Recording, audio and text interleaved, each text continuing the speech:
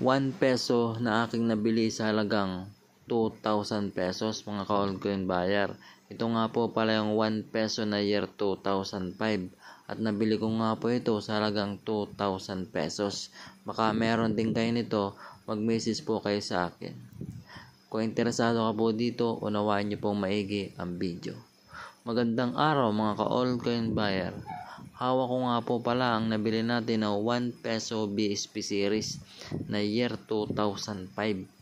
Nabili po natin to sa isa nating follower na nagpadala ng kanyang message sa ating messenger o sa ating FB page. Nakita ko po na ito po ay tugma sa aking hinahanap na year 2005.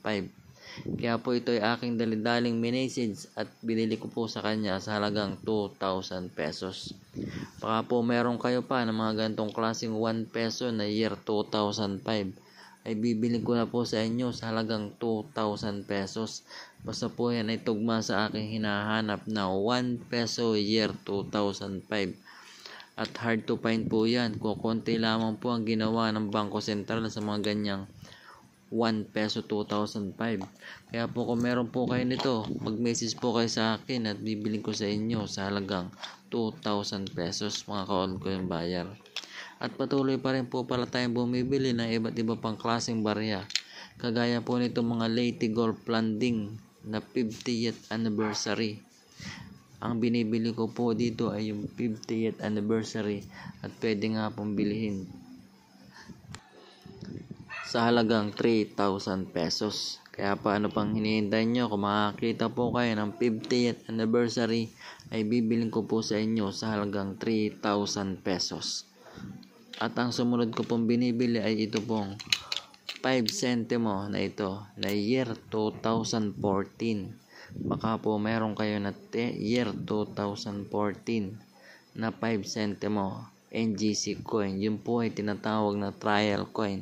At pwede nga pong bilihin sa halagang 2,000 pesos. Basta po yung trial coin na year 2014 sa ganito pong 5 centimo.